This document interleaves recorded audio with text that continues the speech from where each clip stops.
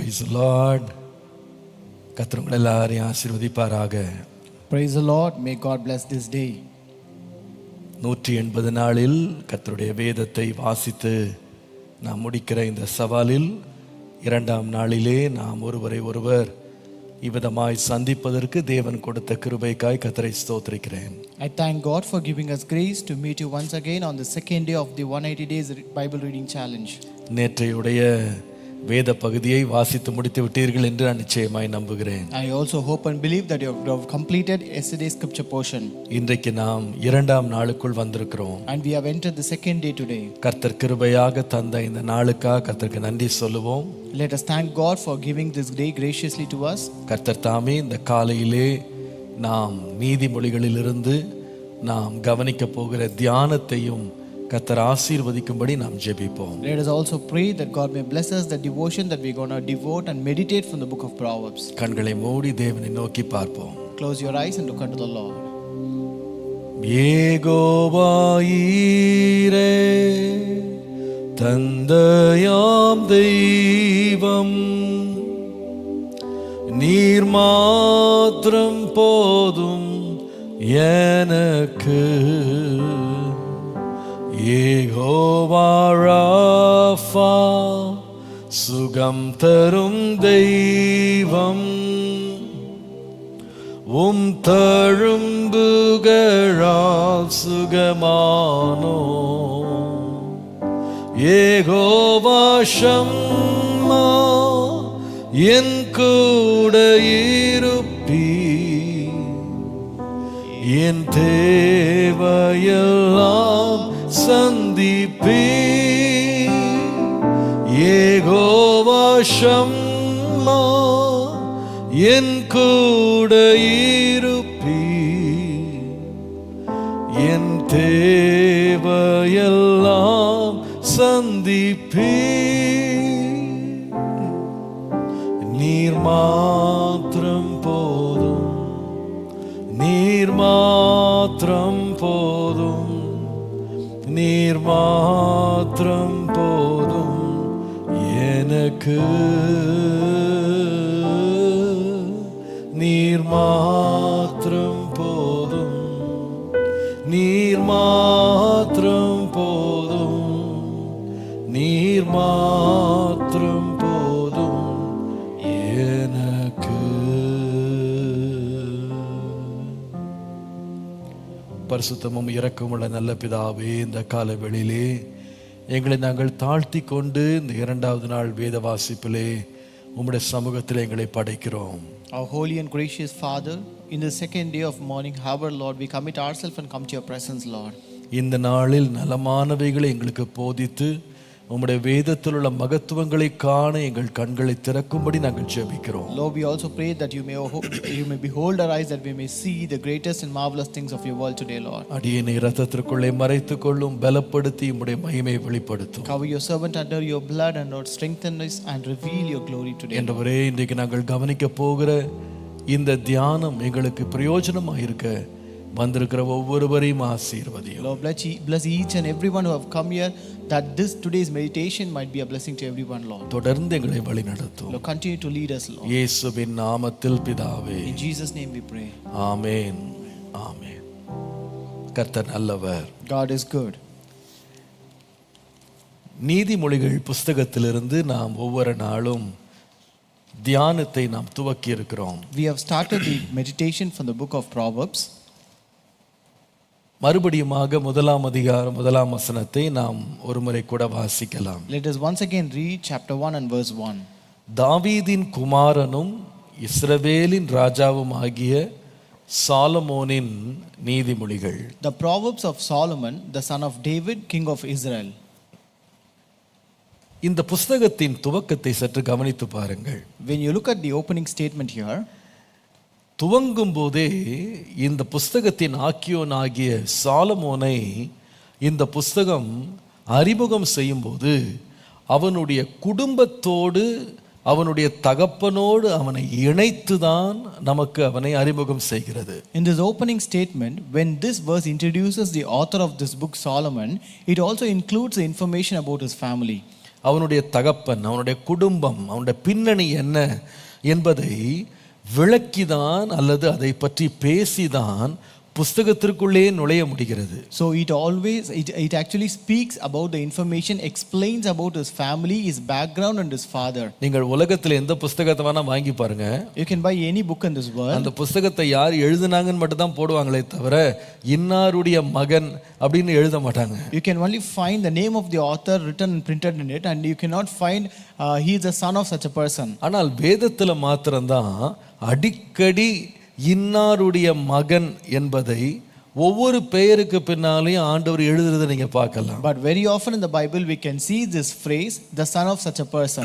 இதை வாசித்த உடனே கர்த்தர் என்னை ஒரு நிமிடம் அப்படி நிறுத்தி அதை சற்று ஆழமாய் தியானிக்க பண்ணினார். So when I read this, God stopped me here and made me to meditate deeper into it. இன்றைக்கு நாம் தியானிக்க போகும் தலைப்பு தாவீதின் குமாரனாகிய Solomon. Today the title we're going to meditate is Solomon, the son of David. இதை நாம் வாசிக்கும் போது இது 3 சத்தியங்களை நமக்கு வெளிப்படுத்துகிறது. When we read this, it reveals us 3 truths. முதலாவது, First, உறவினுடைய நிஜத்தன்மையை இது வெளிப்படுத்துகிறது. it reveals the reality of relationship. உறவுகளின் நிஜத்தன்மையை, தவிர்க்க முடியாத நிஜத்தன்மையை இது விளக்குகிறது. It reveals the reality of relationship. கர்த்தருடைய நாமத்திற்கு மகிமை உண்டாவதாக. Glory be to the name of the Lord.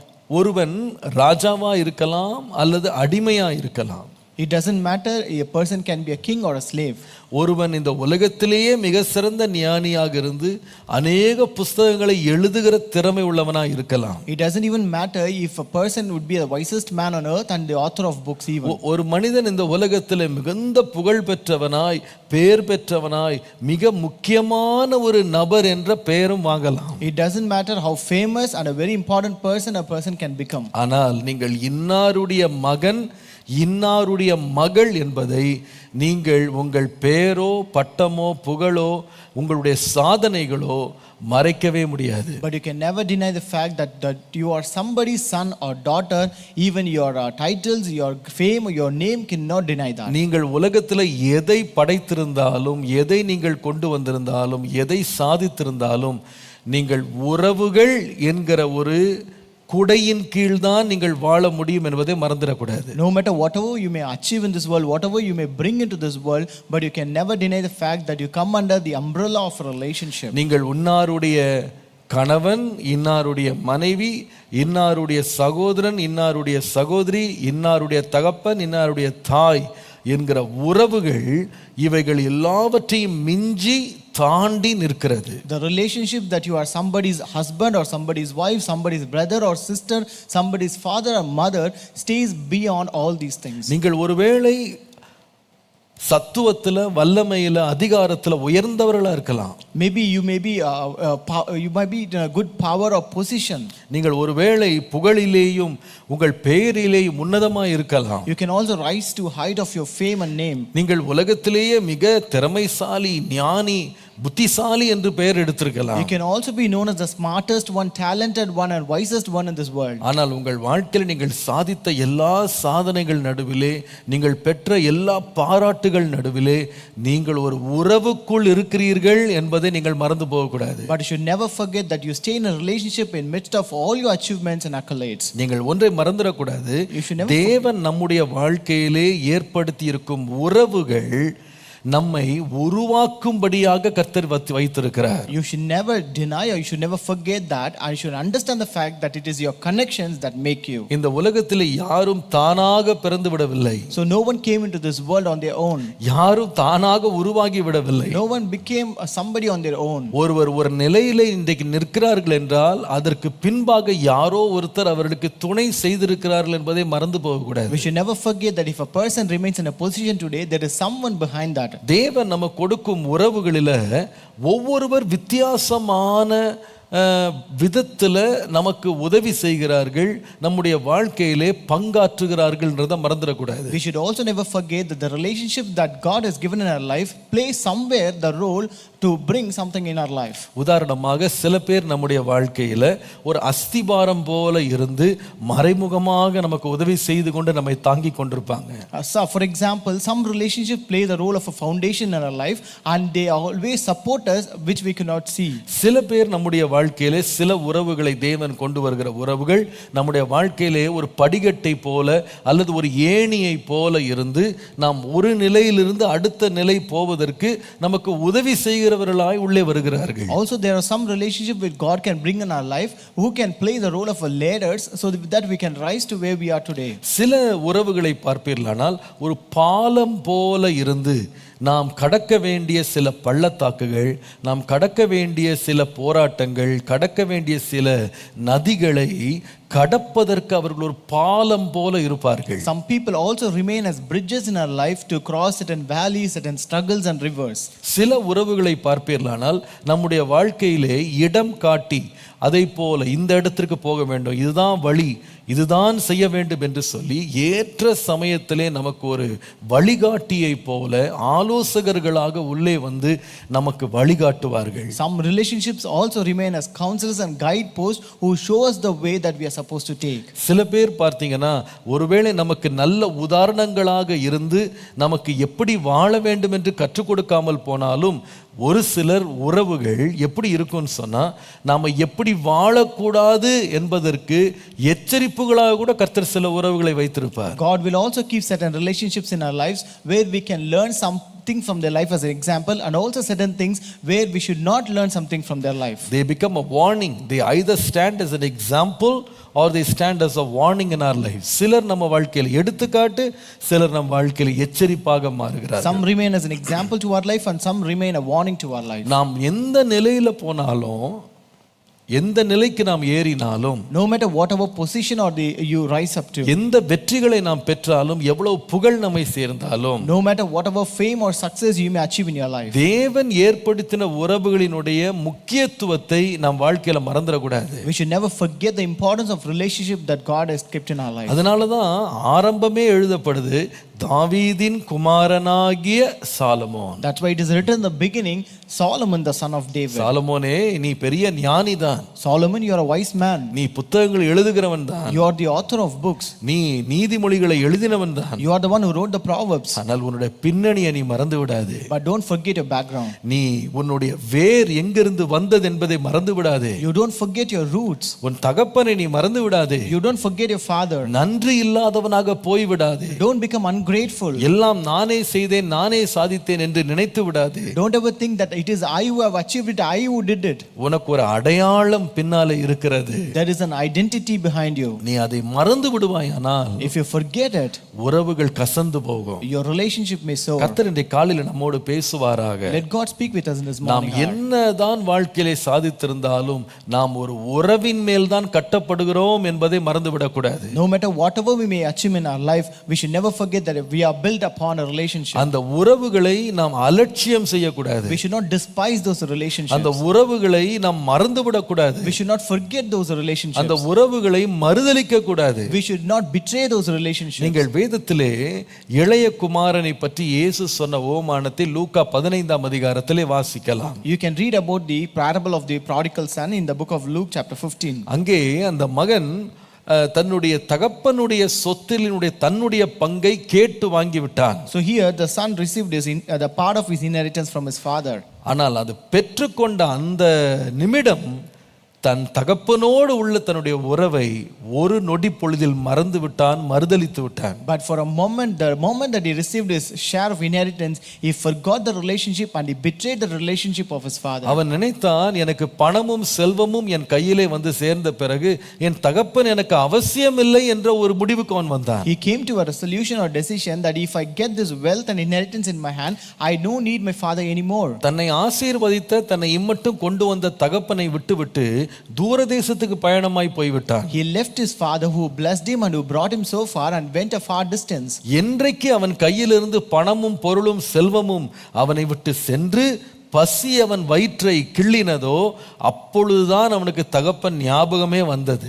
Only when his well dried up and when everything in his hand got dried up, only then he remembered his father. அந்த நேரம் தான் தன் தகப்பனுடைய அன்பு, தன் தகப்பனுடைய பாசம், இதெல்லாம் அவன் நினைவு கூர்ந்தான். He remembered his father's love and compassion only at that time. நான் நினைக்கிறேன் அவன் தன் தகப்பனுடைய உறவை குறித்து அவனுக்கு இருந்த தவறான எண்ணத்துல தான் அவன் ஜெபம் பண்ணின ஜெபம் கூட அதை சார்ந்திருந்தது. And also because of the misconception of his relationship with his father has made him to pray in a wrong way.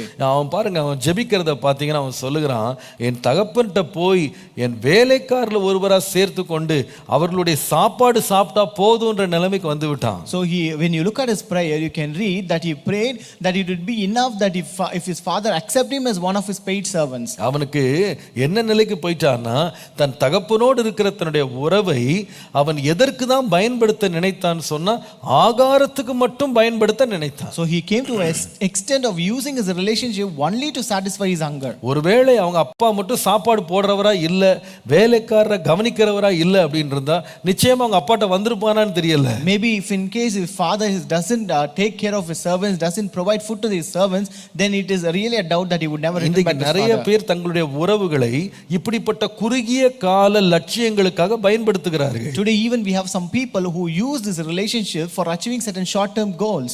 எனக்கு அவர்களால எனக்கு கொஞ்சம் வருமானம் கிடைத்தா போதும், அவர்களால எனக்கு கொஞ்சம் ஆகாரம் கிடைத்தா போதும், அவர்களால சில வசதிகள் கிடைத்தால் போதும், துணிமணி கிடைத்தா போதும், உலக செல்வம் கிடைத்தா போதும் என்று சொல்லி உறவுகளை ஏதோ ஒரு ஆதாயத்துக்காக, ஒரு லாபத்துக்காக மாத்திரம் பயன்படுத்துறாங்க. They use relationship only for certain short term goals and benefits, like if I get my food, that is enough. If I get my clothing or comforts or certain pleasures, that is enough for me.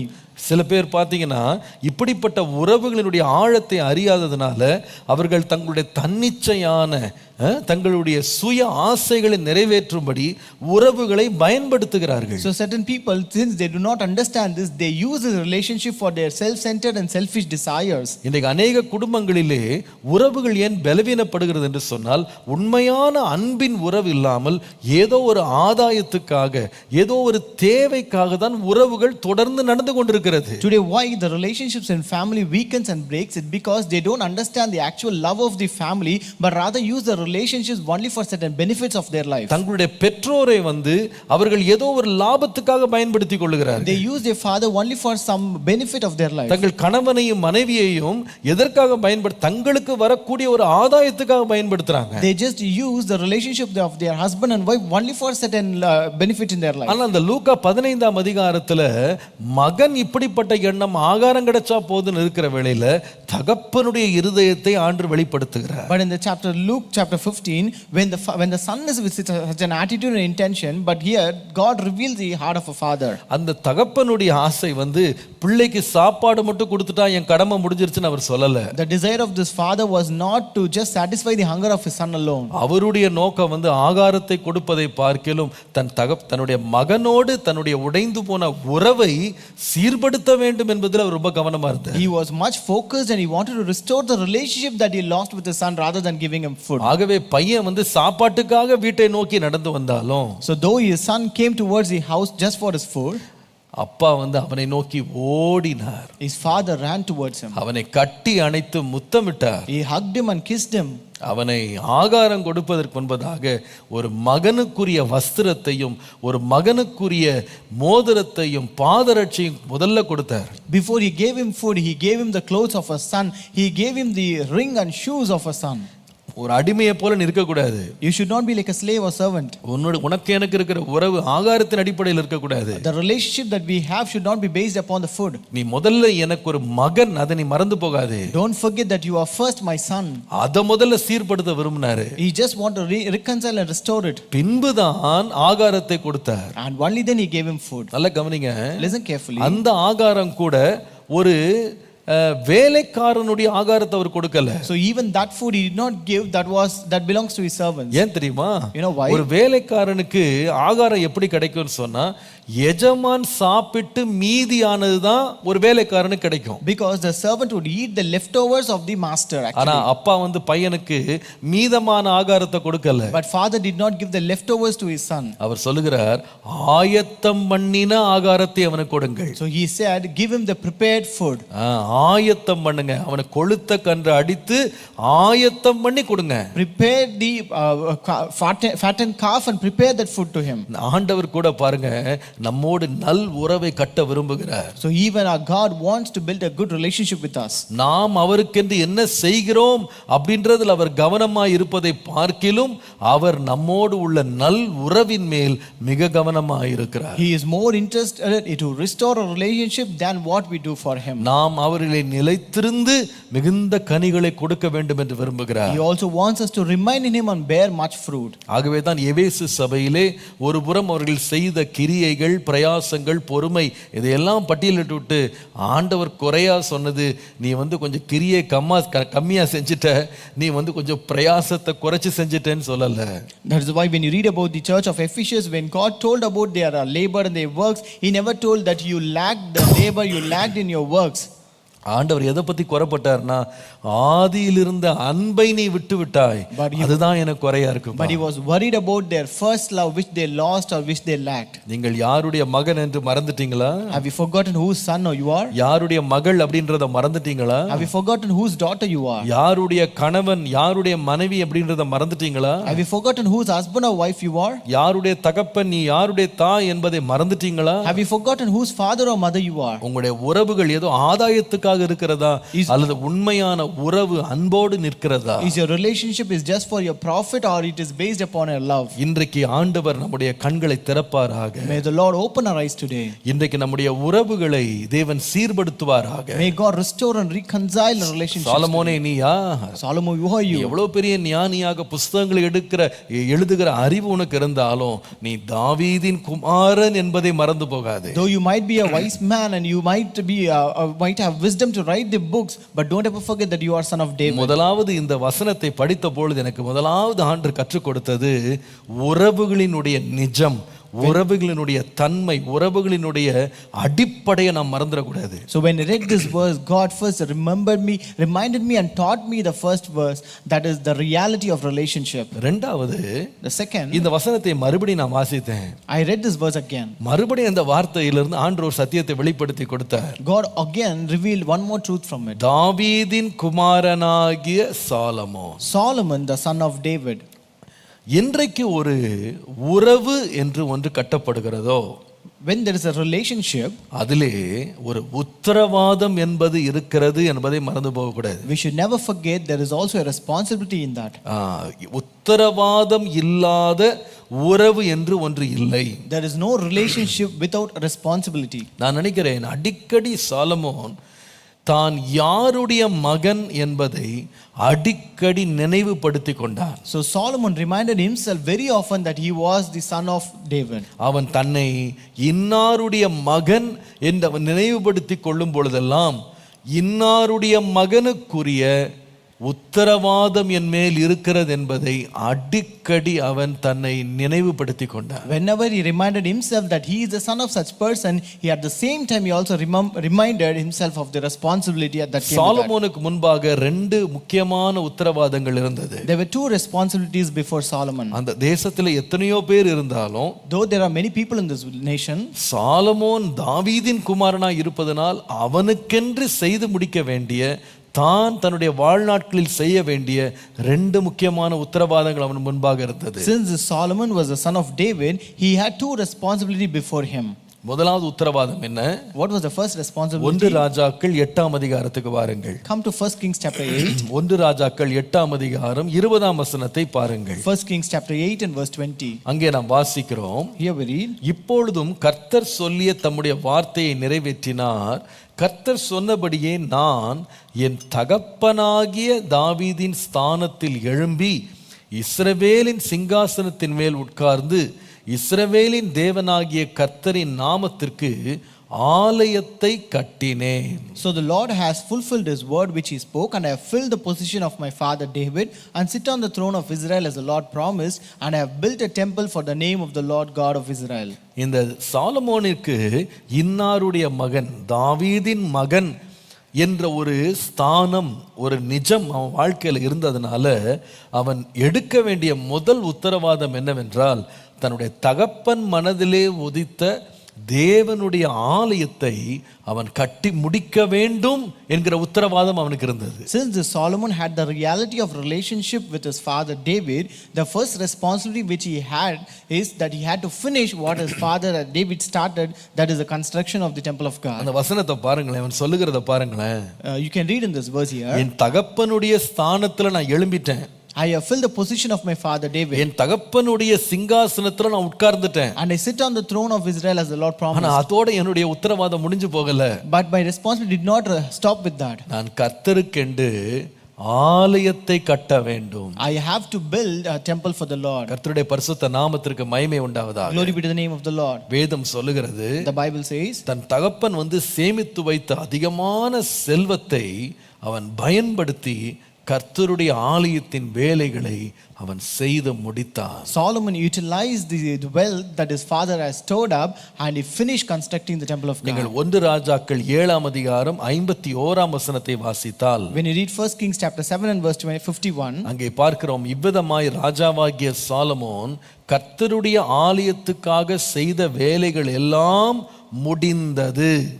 here we read, and Solomon so all the work that King Solomon had done for the house of the Lord was finished. அப்பொழுது Solomon தன் தகப்பனாகிய தாவீது பரிசுத்தம் பண்ணும்படி நேர்ந்து கொண்ட வெள்ளியையும் பொன்னையும் பனிமுட்டுகளையும் கொண்டு வந்து கர்த்தருடைய ஆலயத்தின் பொக்கிஷங்களிலே வைத்தான். And Solomon brought in the things which his father David had dedicated, the silver and the gold and the furnishings, he put them in the treasuries of the house of the Lord. அது அர்த்தம் என்ன? What does it mean? தன்னுடைய தகப்பனாகிய தாவீது வைத்து விட்டு போன எல்லா பணம், பொருள், பொன், வெள்ளி எல்லாத்தையும் கர்த்தருடைய ஆலயத்தை முதல்ல கட்டி முடிச்சிட்டான். So with the wealth, with the riches, with the gold and silver that his father left behind, he used it to build the temple of God. ஆனால் இப்போ கட்டி முடிச்சு மீதி இருக்கு. Now he had the leftover of that wealth. அதை எடுத்து இஷ்டத்துக்கு செலவழிக்கல. He did not squander that wealth of his own. அதை எடுத்து போய் வீணடிக்காமல், அது எதற்காக நேர்ந்து கொள்ளப்பட்டதோ அதை எடுத்துட்டு போய் தேவனுடைய ஆலயத்தின் பொக்கிஷ சாலையிலே கொண்டு போய் வைத்தார். So he did not squander the wealth, rather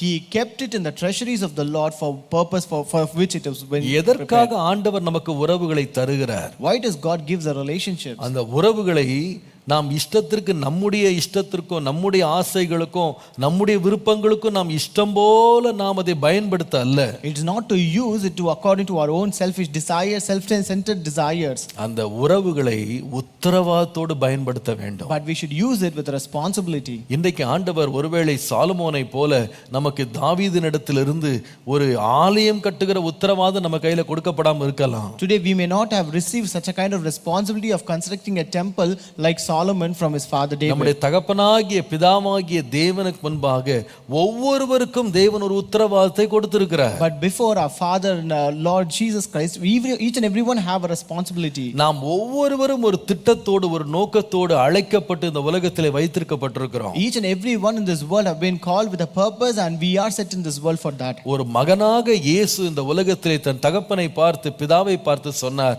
ஆண்டவரே உம்முடைய சித்தத்தை செய்து முடிப்பதே என்னுடைய வாஞ்சையும் என்னுடைய போஜனமுமாய் இருக்கிறது. And as a son, Jesus Christ also told his father, Lord, it is my desire and passion to fulfill your purpose. அதுதான் என்னுடைய வாஞ்சை. And that is my desire. அதை செய்து முடித்தார். And he also finished it. இன்னைக்கு நம்முடைய உத்தரவாதங்களிலே நாம் உண்மையா இருக்கிறோமா? Are we faithful in our responsibility today? நிறைய பேர் இன்னாருடைய மகன் என்று சொல்றது ரொம்ப பெருமை. Many people feel proud to say that they are son of such person. இன்னாருடைய மனைவி, இன்னாருடைய கணவன், இன்னாருடைய தகப்பன், தாய் என்று சொல்றதுல பெருமை. Some people are very proud to claim that they are the husband or son or father of such person. ஆனால் அதை குறித்து பெருமைப்படுகிற நாம் அதனுடைய உத்தரவாதங்களை எடுக்கிறோமா? But we people who boast about it, are we taking the responsibility? இன்னைக்கு பாருங்க, நிறைய குடும்பங்களை பார்த்தீங்கன்னா உறவுகளை துவக்கி விட்டாங்க, ஆனா உத்தரவாதம் இல்லாதவர்களா இருக்கிறாங்க. But today when you consider certain families, they have started their relationship but they don't take up the responsibility. அந்த குடும்பத்தின் தேவைகளை அவர் சந்திப்பதில்லை. They don't meet the needs of that family. அந்த குடும்பத்தை விசாரிப்பதில்லை. They don't even take care of that அந்த family. குடும்பத்தை வழிநடத்துவதில்லை. They don't lead that family. ஆனா உறவிலே தான் இருக்கிறார்கள். But they just stay in the relationship. இன்னைக்கு அநேகர் தேவனுடைய உறவில தான் இருக்கிறாங்க. Today many people stay in the relationship with ஆனால் God. தேவன் தங்களுக்கு வைத்திருக்கிற நோக்கத்தையும் திட்டத்தையும் அவருடைய வாழ்நாள்ல அவங்க நிறைவேற்றி முடிக்கிறது இல்ல. But they are not accomplishing the purpose and the plan which God has set in their life. அப்போஸ்தலனாகிய பவுல் பாதி வழியில தான் நம்முடைய இரட்சகராகிய இயேசு கிறிஸ்துவை அவன் அறிந்து கொண்டான். Apostle Paul also knew our Lord and Savior Jesus Christ in halfway only. அடிக்கடி அவனை குறித்து நான் நினைக்கும் பொழுது என் மனதுக்கு ரொம்ப பிடித்த ஒரு வசனம் அப்போஸ்தலர் நடபடிகள் 20ஆம் அதிகாரம். So whenever I think about him, a verse that I like about him we can find in Acts chapter 20. 20ஆம் அதிகாரம் 22 இருந்து வாசிப்பீர்களானால், When you read chapter 20 and from verse 22 onwards, இப்பொழுதும் நான் ஆவியிலே கட்டுண்டவனாய் எருசலேமுக்கு போகிறேன், அங்கே எனக்கு நேரிடும் காரியங்களை நான் அறியேன். and now behold I go bound in spirit unto Jerusalem, not knowing the things that shall befall me there. கட்டுகளும் உபத்திரவங்களும் எனக்கு வைத்திருக்கிறது என்று பரிசுத்த ஆவியானவர் பட்டணந்தோறும் தெரிவிக்கிறதை மாத்திரம் அறிந்திருக்கிறேன். Save that the Holy Ghost witnesseth in every city, saying that bonds and afflictions abide me. 24ஆம் வசனம் ரொம்ப அருமையானது. Verse 24 is very beautiful. ஆகிலும் அவைகளில் ஒன்றையும் குறித்து நான் கவலைப்படேன். But none of these things move me. என் பிராணனையும் நான் அருமையாக எண்ணேன். Neither count I my life dear unto myself. என் ஓட்டத்தை சந்தோஷத்தோடே முடிக்கவும் தேவனுடைய கிருபையின் சுவிசேஷத்தை பிரசங்கம் பண்ணும்படிக்கு நான் கர்த்தராகிய இயேசுவினிடத்தில் பெற்ற ஊழியத்தை நிறைவேற்றவுமே விரும்புகிறேன். So that I might finish my course with joy and the ministry which I have received of the Lord Jesus to testify the gospel of the grace of God. ஓட்டம் எப்ப சந்தோஷமா முடிக்க முடியும் தெரியுமா? When can you finish your course with joy? கர்த்தராகிய இயேசு கிறிஸ்துவிடத்தில் நான் எதை பெற்றனோ அதை நிறைவேற்றி முடிக்கும் போதுதான் ஓட்டம் சந்தோஷமாக முடியும். Only when I accomplish the thing that I have received of the Lord, only then I can finish my race successfully and joyfully. உறவு என்று வருமானால் உத்தரவாதம் அதிலே உண்டு. So when you come to a relationship, there is also a responsibility in that. சாலமோனுடைய முதல் உத்தரவாதம் கர்த்தருடைய ஆலயத்தை கட்டணும். The first responsibility of Solomon that he had to finish the construction of his temple. இன்னொரு உத்தரவாதத்தை காண்பிக்கிறேன். I'll show you one more responsibility. 1 ராஜாக்கள் 3ஆம் அதிகாரம் 14ஆம் வசனம் பாருங்க. Come to 1 Kings 3:14. 1 ராஜாக்கள் 3:14. 1 Kings 3:14. உன் தகப்பனாகிய தாவீது நடந்தது போல நீயும் என் கட்டளைகளையும் என் நியமங்களையும் கைக்கொண்டு என் வழிகளில் நடப்பாயாகில் உன் நாட்களையும் நீடித்திருக்க பண்ணுவேன் என்றார். So if you walk in my ways to keep my statutes and my commandments as your father David walked, then I will lengthen your days. அப்போ சாலமோன் மேல ஒரு உத்தரவாதம் இருக்கு. So there's a responsibility upon Solomon. தாவீதின் குமாரன் என்று சும்மா பெருமைப்படுத்தி கொண்ட தன்னையே பெருமையா பேசி கொண்டா பத்தாது. So it would not be enough if he just boast about being the son of David. அவன் தகப்பனாகிய தாவீது தேவனுடைய கட்டளைகள் நியமனங்கள் தன்னுடைய தேவனுடைய வழிகளில் நடந்து கடைசி வரைக்கும் அவைகளை கைக்கொள்ள வேண்டும் என்கிற உத்தரவாதம் அவன் மேல் இருந்தது. He also had a responsibility to follow in the way of his father David, to keep his commandments, to keep his statutes and walk in his ways until நாம் the end. தேவனுடைய பிள்ளைகள் என்று நாம் சொல்லிக் கொண்டால் மட்டும் போதாது. It would not be enough just we claim that we are sons of God. நாம் என்றைக்கு தேவனுடைய புத்திரராக பிள்ளைகளாக மாறுகிறோமோ நம்ம மேல ஒரு உத்தரவாதம் இருக்கு. When we become children of God, we also have a responsibility behind it. அது அர்த்தம் என்ன? What does it mean? இயேசு சொன்னார், Jesus said, ஜனங்கள் உங்களுடைய நற்கிரியைகளை கண்டு பரலோகத்தில் இருக்கிற பிதாவை மகிமைப்படுத்தும்படி அவைகள் இருக்கணும். So your work should be in such a way that people when see their work they should glorify the Father who is in heaven. அதேதான் 3 யோவான் நீங்கள் 4ஆம் வசனம் 1ஆம் அதிகாரம் 4ஆம் வசனத்தை வாசிக்கும் போது, That's why we read in 3rd John and verse 4, என் பிள்ளைகள் சத்தியத்திலே நடக்கிறார்கள் என்று நான் கேள்விப்படுகிற சந்தோஷத்திலும் அதிகமான சந்தோஷம் எனக்கு இல்லை. I have no greater joy than to hear that my children walk in truth. பிள்ளையா மட்டும் இருந்தா போதாது. It would not be enough that if you are a child alone. தகப்பன் வெளிப்படுத்தின சத்தியத்துல நடக்கிறதுக்கு பிள்ளைங்க உத்தரவாதம் காட்டணும். But the children also should take the responsibility of walking in the truth that their father have showed them. சாலமோனுடைய வாழ்க்கையிலே இது ஒரு பெரிய எச்சரிப்பு. This is a great warning in the life of Solomon. Solomon கர்த்தருடைய ஆலயத்தை தாவீதினுடைய குமாரனாக உத்தரவாதம் எடுத்து கட்டி முடிச்சிட்டான். As a son of David, this Solomon took the responsibility of finish constructing the temple of God. ஆனால் நீங்கள் 1 ராஜாக்கள் 11ஆம் அதிகாரம் 4ஆம் வசனத்துக்கு வருவீர்களானால், But when you come to 1 Kings chapter 11 and verse 4, இளவயதிலே உத்தரவாதமாய் இருந்த மகன், a person who was responsible in his young age, அவன் வயது சென்றபோது அவனுடைய மனைவிகள் அவன் இருதயத்தை அந்நிய தேவர்களை பின்பற்றும்படி சாய பண்ணினார்கள். but when Solomon was old, that his wife turned his heart after other gods. அதனாலே அவனுடைய இருதயம் அவன் தகப்பனாகிய தாவீதின் இருதயத்தை போல தன் தேவனாகிய கர்த்தரோடே உத்தமமாய் இருக்கவில்லை என்று வாசிக்கிறோம். And we read here, and his heart was not loyal to the Lord his God, as was the heart of his father David. நீங்கள் 6ஆம் வசனத்துக்கு வருவீர்களானால், When you come to verse 6, அங்கே வாசிக்கிறோம், here we read, சாலமோன் தன் தகப்பனாகிய தாவீதை போல கர்த்தரை பூரணமாய் பின்பற்றாமல் கர்த்தரின் பார்வைக்கு பொல்லாப்பானதை செய்தான். Solomon did evil in the sight of the Lord and did not fully follow the Lord as did his father David. ஆம், அவன் ஆலயத்தை உத்தரவாதமா கட்டினான்.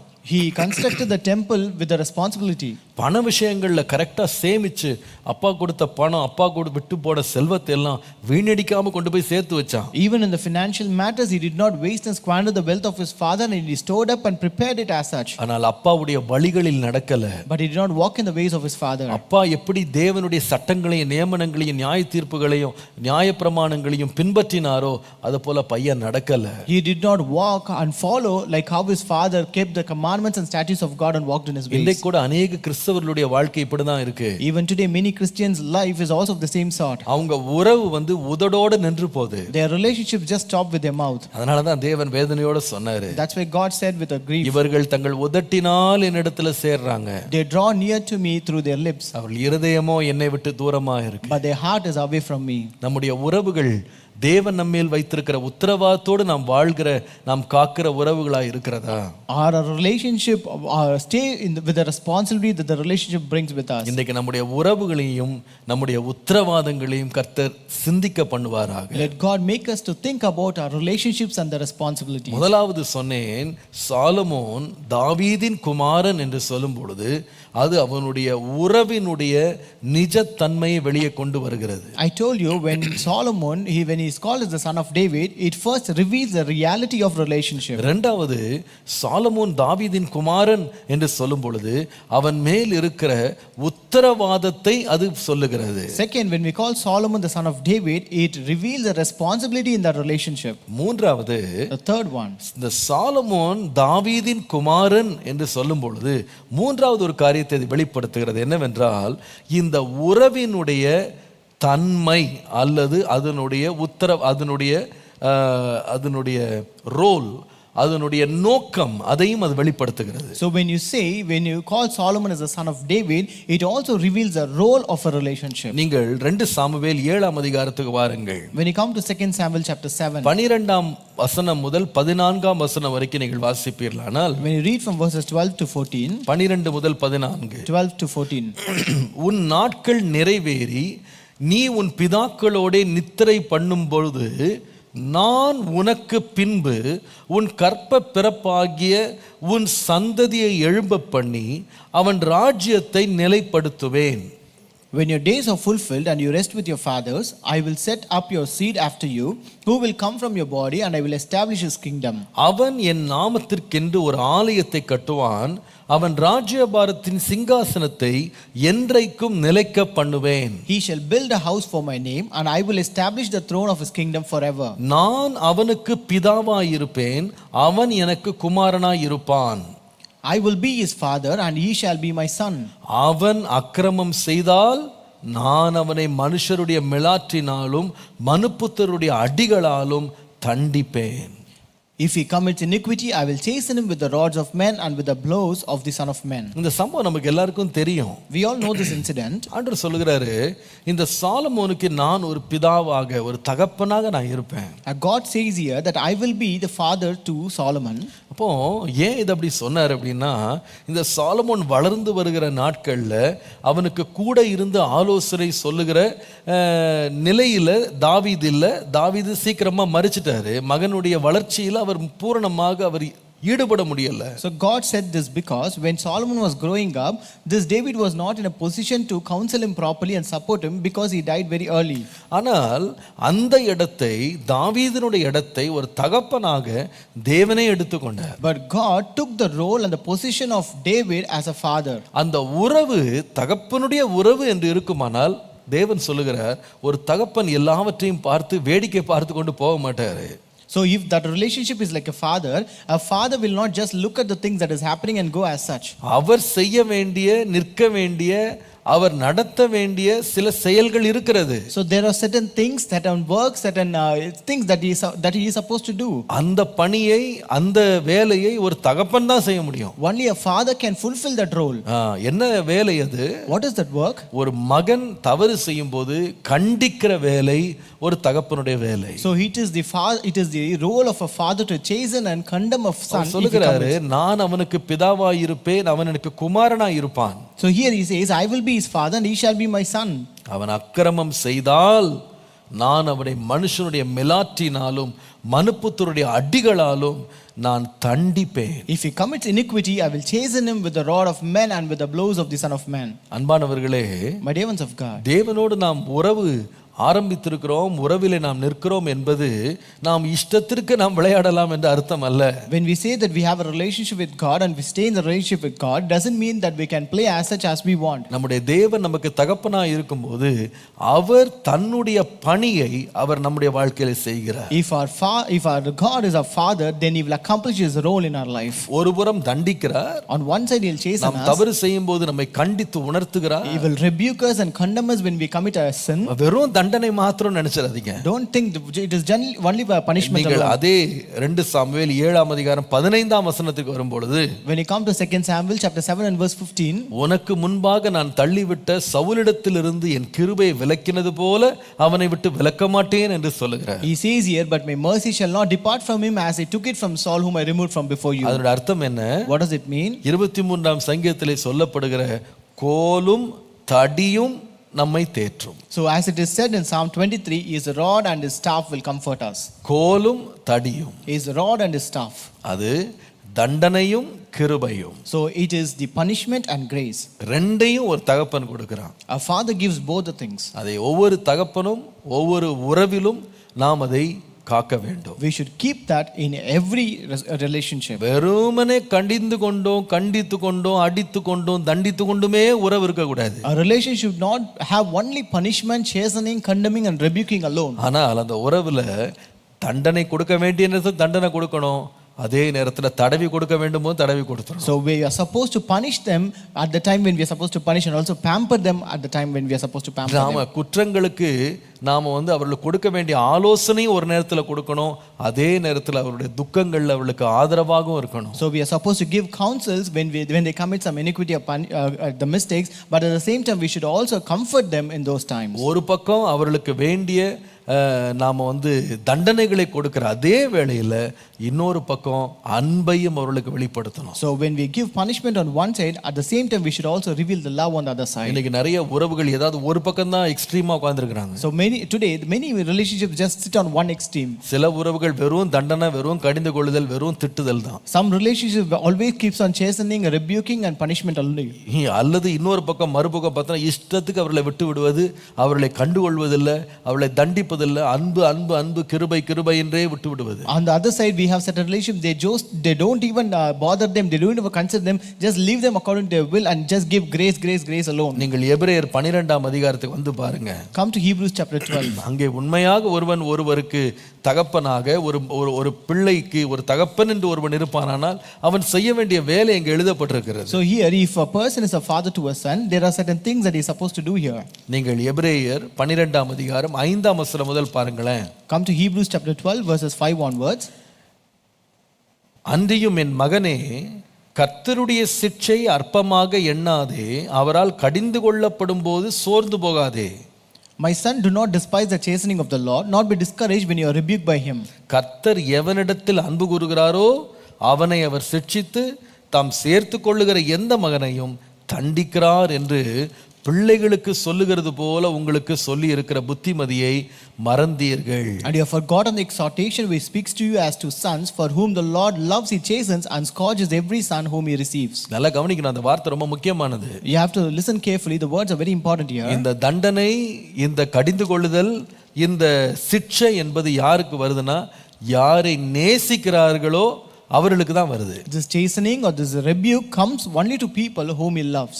எதுக்கு தண்டனைனா தள்ளி விடுறதுக்கு இல்ல, சேர்த்து கொள்றதுக்கு. This punishment is not to just put them away but to gather them. அப்போ சிட்சையும் தண்டனையும் எதிலிருந்து எழும்புதுன்னு கேட்டா, ஒருவர் மேல் உள்ள அன்பினாலும் அவர்கள் மேல் உள்ள அரவணைப்பினாலும். So this chastening and rebuking comes only from the love and affection towards them. 7ஆம் வசனத்துல வாசிக்கிறோம். You read in verse 7. நீங்கள் சிட்சையை சகிக்கிறவர்களாய் இருந்தால் தேவன் உங்களை புத்திரராக எண்ணி நடத்துகிறார். தகப்பன் சிட்சியாத புத்திரன் உண்டோ? If you endure chastening, God deals with you as with sons. For what son is there whom a father does not chasten? ஆகவே நீங்கள் 10ஆம் வசனம் வாசித்தீங்கன்னா, if you read verse 10, அவர்கள் தங்களுக்கு நலமென்று தோன்றினபடி கொஞ்ச காலம் சிட்சித்தார்கள். For they indeed for a few days chastened us as seemed best to them. 11ஆம் வசனத்துல, verse 11, எந்த சிட்சையும் தற்காலத்திலே சந்தோஷமாய் காணாமல் துக்கமாய் காணும். Now no chastening seems to be joyful for the present but painful. ஆகிலும் பிற்காலத்திலே அது பழகினவர்களுக்கு அது நீதியாகிய சமாதான பலனை தரும். Nevertheless afterward it yields a peaceable fruit of righteousness to those who have been trained by it. இந்த வசனத்தை நான் வாசித்த பொழுது, when I read this verse, தாவீதின் குமாரனாகிய Solomon, Solomon the son of David, 3 சத்தியங்கள். 3 truths. முதலாவது, first, அங்கே இருந்த உறவு, the reality of relationship. இரண்டாவது, second, அந்த உறவின் மேல் உறவு கொண்டு வந்த உத்தரவாதம், the responsibility in a relationship. மூன்றாவது, third, அந்த உறவிலே நடக்கும் கிரியைகள், செய்கைகள், the role of a relationship. அந்த உறவு என்ன செய்கிறது? What does the relationship do? ஒருவனை கண்டித்து உணர்த்துகிறது, it will chasten and convict a ஒருவனை person, அரவணைக்கிறது. it will comfort a person. இதை இரண்டையும் கர்த்தர் கொடுக்கிறார். and God gives both the things. அன்பானவர்களே, my dear ones, ஒருவேளை நாம் தாவீதின் குமாரன் என்று நாம் அழைக்கப்படாவிட்டாலும், maybe we are not called as the son of David, நம்முடைய தேவனுக்கு நாம் பிள்ளைகளாய் மாறி இருக்கிறோம். we have become children of our Lord. அவரை யாரெல்லாம் ஏற்றுக்கொண்டார்களோ, whoever accepted him, அவர்கள் தம்முடைய பிள்ளைகளாகும்படி தேவன் அதிகாரம் கொடுத்திருக்கிறார். God has given us authority to become his children.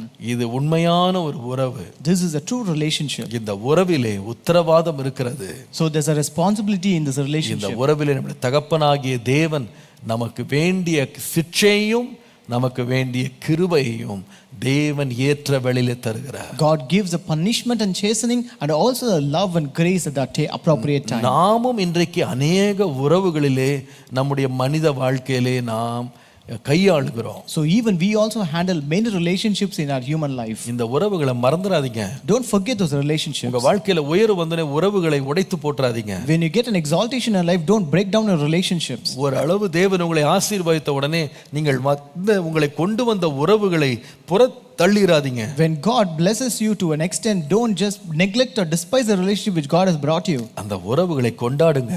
Celebrate those relationships. வெறும் உறவுகளை இன்னாரோடு வைத்திருக்கிறேன் என்று பேரளவிலே மாத்திரமல்ல, not just for namesake that you say that I have a relationship with that person. அந்த உறவுகள் கொண்டு வருகிற உத்தரவாதத்தை சரியாக நீங்கள் காப்பாற்றுங்கள். But keep up the responsibility that the relationship brings in. இதுவரைக்கும் உங்க உறவுகள்ல சரியாக உத்தரவாதத்தை காண்பிக்கலனா நீங்க காண்பிக்க வேண்டிய உத்தரவாதத்துக்கு திரும்ப வாங்க. So if you have not exercised the responsibility so far properly, then it is time for you to show it out. ஆகவேதான் கொரிந்தியர்ல பவுல் எழுதினாரு, That's why Paul wrote in Corinthians, புருஷன் தன் மனைவிக்கு செய்ய வேண்டிய கடமை அவன் செய்யணும். the duties of a husband should be done by him to his wife. ஒரு மனைவி தன்னுடைய கணவனுக்கு செய்ய வேண்டிய கடமைகளை செய்யணும். A wife should fulfill the responsibility of to her husband. ஒரு தகப்பனாக தாயாக தன் பிள்ளையை நடத்த வேண்டிய வழியிலே நடத்த வேண்டும். As a father and mother, they should lead their children in the way.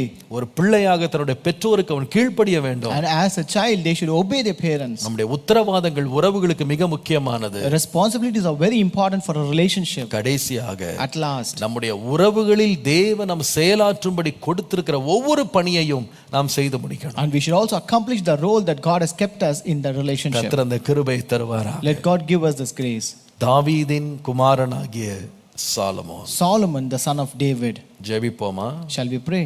ஆண்டவரே, Lord, எங்கள் உறவுகளை நாங்கள் காத்துக்கொள்ள கிருபை தாரும். Lord, give us grace to keep our relationship. எங்கள் உறவுகளில் உத்தரவாதம் உள்ளவர்களா இருக்க கிருபை தாரும். Lord, give us grace to be responsible in our relationship. எங்கள் உறவுகள் எங்களிடத்தில் எதிர்பார்க்கிற எதிர்பார்ப்புகளை நிறைவேற்ற கிருபை தாரும். Lord, give us grace to accomplish and fulfill the expectations of our relationship. நம்முடைய தேவனோடு உள்ள நல் உறவை மீண்டும் புதுப்பிக்க கர்த்தர் கிருபை தருவாராக. Let God give us grace to renew and restore the relationship with our God. அந்த உறவில் உள்ள உத்தரவாதங்களை நிறைவேற்ற கிருபை தருவாராக. Let God give us grace to accomplish the responsibility vested in that. தேவன் நம்மேல் வைத்திருக்கிற அன்பினால் அவர் நமக்கு கொடுக்கிற சிட்சைகள், நமக்கு கொடுக்கிற கிருபைகளை நாம் நினைவு கூர்ந்து அவர் அண்டை திரும்புவோமாக.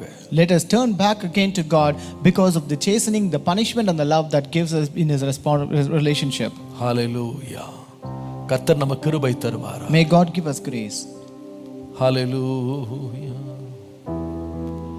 அப்பா பிதாவே, அன்பான தேவா, அருமை இரட்சகரே,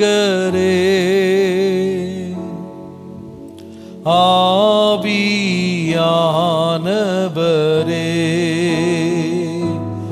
எங்கள் அப்பா பிதாவே, அன்பான தேவா, அருமை இரட்சகரே,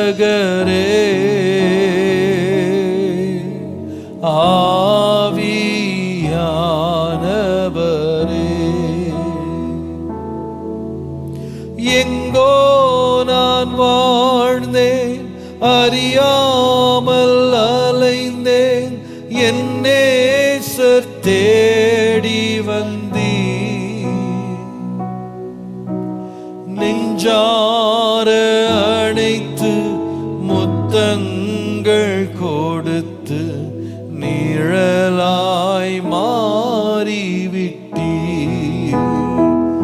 உமக்கு நன்றி, உமக்கு நன்றி ஐயா, நன்றி, உமக்கு நன்றி. அப்பா பிதாவே, அன்பான தேவா, அருமை இரட்சகரே,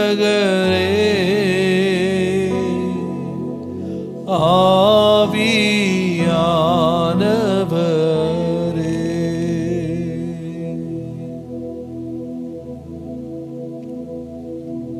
இந்த காலை வேளையிலே, In this morning hour, கர்த்தர் நம்முடைய உறவுகளை சீர்படுத்துவாராக. let God restore our relationships. நம்முடைய உறவுகளில் உத்தரவாதங்களை கர்த்தர் நமக்கு வெளிப்படுத்துவாராக. Let God reveal the responsibility that we have in our relationship. நம்முடைய உறவுகள் நமக்கு கொடுத்திருக்கும் கடமைகளை நிறைவேற்ற கர்த்தர் பலன் தருவாராக. Let God give us grace and strength to accomplish the role and duties of the relationship. பரிசுத்த பிதாவே, இந்த காலைவேளையிலே எங்களோடு இடைப்பட்ட உம்முடைய கிருபைக்காக நன்றி. Our holy God, thank you for ministering and speaking with us in morning hour, Lord. ஆண்டவரே, இந்த நாட்களிலே உம்முடைய பரிசுத்த வேதத்தை நாங்கள் வாசிக்கவும், உம்முடைய வேதத்தின் மகத்துவங்களை தியானிக்கவும் எங்களுடைய வாழ்க்கையிலே எங்களுக்கு எங்களுடைய ஜீவிய நாட்களிலே கொடுத்த இந்த பாக்கியத்திற்காக நன்றி. Lord, thank you for giving us this blessing and the privilege to read and meditate holy scriptures in these days, Lord. இந்த காலையிலே உம்முடைய வார்த்தையை கேட்ட ஒவ்வொருவரையும் நீர் ஆசீர்வதிப்பீராக. May God bless each and everyone who heard your word today, Lord. இந்த வார்த்தை அவருடைய இருதயங்களிலே ஆழமாய் பதிவதாக. Lord, let this word be etched very deep in their hearts, அவர்கள் Lord. கர்த்தருக்குள்ளே வளருவார்களாக. Lord, let them grow in the Lord, Lord. தேவனோடு இருக்கிற உறவின் ஆண்டவரே உன்னதத்தை அறிவார்களாக. Lord, let they know the divinity of the relationship with the Lord, Lord. ஆண்டவரே, இங்கேயும் எங்கள் உலகத்திலே கொடுத்திருக்கிற உறவுகளை நாங்கள் காத்துக்கொள்ள கிருபை தாரும். Lord, give us grace to keep the relationship that we have even in this world, எங்களுடைய Lord. உத்தரவாதங்களை காத்துக்கொள்ள கிருபை தாரும். Lord, give us grace to keep the responsibility in the எங்கள் relationship, உறவுகளிலே நாங்கள் செயலாற்ற வேண்டிய கடமைகளை ஞானமாய் புத்தியோடு ஜாக்கிரதையோடு செயலாற்ற கிருபை தாரும். Lord, give us grace to execute the role and duties that we are supposed to accomplish in our relationships, இன்றைக்கு Lord. உம்முடைய பிள்ளைகளை ஆசீர்வதித்து உணர்த்தி நடத்தும். Lord, bless your people today, convict them and lead them, Lord. இன்றைக்கும் அவள் வாசித்து முடிக்க வேண்டிய வேத பகுதியை வாசித்து தீர்க்க கிருபை தாரும். Lord, give them also grace that they may finish the scripture portion that we are உம்முடைய supposed to கரம் read. மாத்திரம் கூட இருந்து வழி நடத்தட்டும். Let your hand be with them and lead them, Lord. இயேசுவின் நாமத்தில் பிதாவே, In Jesus' name we pray. ஆமென், ஆமென், ஆமென். கர்த்தர் நல்லவர். மீண்டும் ஒரு முறை உங்களை நாங்கள் இந்த 180 நாளில் வேத புஸ்தகத்தை வாசிக்கும் முயற்சிக்கு வரவேற்கிறோம். We once again welcome you to this 180 days Bible reading challenge. நேற்றைக்கு கர்த்தருடைய கிருபையினாலே ஆதியாகமத்தின் முதல் 10 அதிகாரங்களை வாசிக்க தேவன் கிருபை தந்தார். By the grace of God, God gave us grace to complete reading the first 10 chapters of Genesis yesterday. இன்றைக்கு இரண்டாவது நாள் 11ஆம் அதிகாரம் முதல் 20ஆம் அதிகாரம் வரைக்கும் ஆதியாகமத்திலே இன்றைக்கு வாசிக்க போகிறோம். And today is the second day. We're going to read from Genesis chapter 11 to chapter 20 today. நேற்றைக்கு வாசிக்க கிருபை கொடுத்த தேவன் இன்றைக்கு வாசிக்க கிருபை தருவார். God who gave grace yesterday will also give us grace to read today. ஆகவே சோர்ந்து போகாமல் உற்சாகமாய் இன்றைக்குள்ள வேத பகுதியை நீங்கள் வாசியுங்கள். Therefore don't lose your interest and read the scripture portion today. கர்த்தர் தாமே உங்களை ஆசீர்வதிப்பாராக. May God bless you all. இந்த 180 நாட்களில் வேதத்தை வாசிக்கிற முயற்சியில எங்களோடு இணைகிற இதுல துவக்கி இருக்கிற ஒவ்வொருவரும் தயவு செய்து நம்முடைய வெப்சைட்ல உங்களுடைய முயற்சியை ரெஜிஸ்டர் பண்ணுங்க. All you have started this effort and the challenge along with us, kindly register your names in the website. அந்த வெப்சைட் வந்து acabrc.com. The website is acabrc.com. அதுல ரெஜிஸ்ட்ரேஷன் பேஜ்ல போய் உங்களுடைய தகவல்களை ஒவ்வொருவரும் தனித்தனியா ரெஜிஸ்டர் பண்ணுங்க. Go to registration page and you can enter your information each and everyone individually. அவ்வாறு ரெஜிஸ்டர் பண்ணும்பொழுது உங்களுக்கு வேண்டிய தகவல்களை சீக்கிரமாய் நாங்கள் உங்களுக்கு அனுப்புவதற்கு வசதியாக இருக்கும். So it would be very convenient for us to update the information that we are supposed to tell you. ஒவ்வொரு நாளுடைய பாடம் என்ன, What is the daily portion? இதெல்லாம் நாங்க அனுப்புறதுக்கு வசதியா இருக்கும். It would be easy for us to send you the information. செய்யுங்க, கர்த்தர் உங்களை ஆசீர்வதிப்பார். Kindly do that and God bless you all. உங்களுக்கு தெரிந்த எல்லாருக்கும் இதை அறிமுகப்படுத்துங்க.